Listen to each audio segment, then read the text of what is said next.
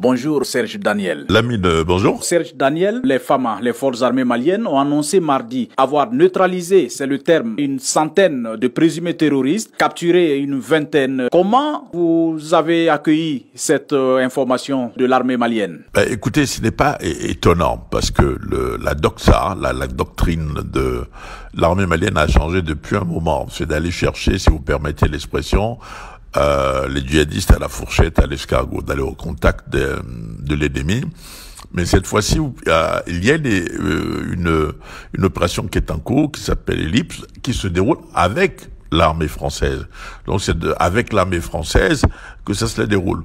Les Français ont annoncé les mêmes chiffres, donc il n'y a pas probablement lieu de douter de cela. Il n'y a pas lieu de douter des chiffres annoncés par les FAMA. Qu'est-ce que cela implique dans cette lutte contre le terrorisme au Mali, mais aussi dans le Sahel, la neutralisation d'une centaine de présumés terroristes? Incontestablement, c'est un coup porté aux djihadistes, aux terroristes, surtout que l'opération se mène à la fois dans le Gourma, mais également au nord, vers les frontières, vers les trois frontières Mali, Burkina et Niger. C'est important, incontestablement. Cela dit, ça ne va pas suffire. Il faut dire les choses clairement. Depuis le début de l'intervention française ou depuis la montée en puissance de l'armée malienne, il y a des centaines de terroristes tués, mais il y a toujours des attentats et des attaques. Alors ce qu'il faut, c'est à côté du tout sécuritaire, faire le tout de faire le développement. Les voisins burkinabés et nigériens ne doivent pas se frotter les mains, ne doivent pas se réjouir alors de la neutralisation de ces terroristes au Mali. Pourquoi? Bien au contraire, un terroriste neutralisé au Mali, c'est moins d'attaques au Mali, mais en même temps moins d'attaques au Burkina et au Niger. Et d'après ce que j'ai compris, c'est qu'avec les forces nationales, les forces armées nationales du Burkina, du Niger, sont également dans la même dynamique, dans le même dynamisme. C'est de traquer à l'aide des forces étrangères, c'est ce qu'il faut. Mais les terroristes, écoutez, les terroristes n'ont pas d'avion, ils n'ont pas un seul hélicoptère, ils n'ont pas un blindé. Mais nous, si vous prenez les armées des pays voisins du G5, donc y compris donc le Burkina, le Mali, le Niger, et la France, et l'ONU également, tous ces pays ont des hélicoptères, des avions, et on n'arrive pas à les vaincre, donc il y a quand même un problème. Il fallait changer de stratégie, je vais aller les chercher, aller au contact de ces djihadistes, et faire du renseignement, et je crois que c'est ce qui est en train de se faire. Maintenant, est-ce que c'est un tournant? Je ne peux pas le dire de manière définitive. Il faut forcément développer ces zones-là. Les forces armées maliennes ont été aidées dans cette opération par Barkhane. C'est le fruit d'une coopération militaire réussie, selon vous? Ah oui, je pense, parce que plus on avance, plus on constate quand même que il y a meilleure coordination entre les forces nationales ici et les forces internationales.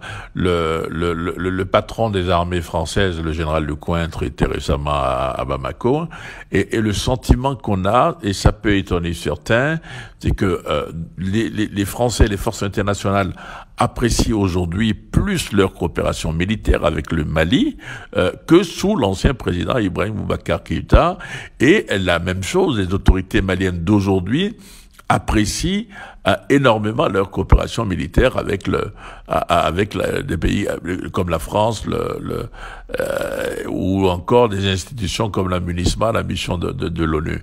Les relations, je pense, sont plus décomplexées et se situent désormais à trois niveaux. Combattre les terroristes sur le terrain, mais en même temps, vous savez qu'ici au Mali, un dialogue national a demandé de négocier avec les terroristes. Donc, il y a plusieurs paliers de lutte, plusieurs paliers pour pouvoir vaincre les terroristes. Et je pense que actuellement, la coopération est tout à fait excellente, je dirais, entre les forces armées maliennes et les forces armées françaises. Par exemple, le numéro 2 du régime ici, le colonel Assimi Goïta, a reçu le général Lecointre, le chef des armées, quand il était de passage récemment.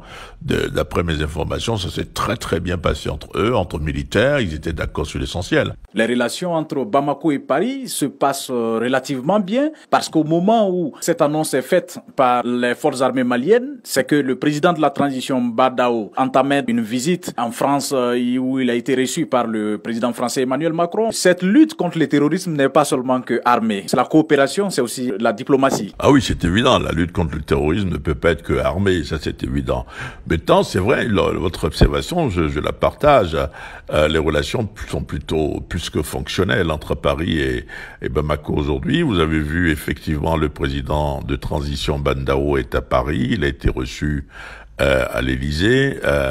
Le Conseil de ministres en France, si vous avez entendu, on parle de convention d'extradition entre le Mali et la France en matière de lutte contre le terrorisme. Ce sont des négociations sur le plan judiciaire. Il y a eu une marche des associations ici récemment pour critiquer la France. Vous avez vu, la marche a été interdite par le gouvernement. Effectivement, on peut dire que la coopération s'est améliorée. C'est amélioré sur le terrain également. C'est franchement, il y a eu ce communiqué dont vous parlez de l'armée malienne qui parlait de plusieurs dizaines de djihadistes tués. La coopération se renforce. Merci à vous, Serge Daniel. C'est à moi. À bientôt.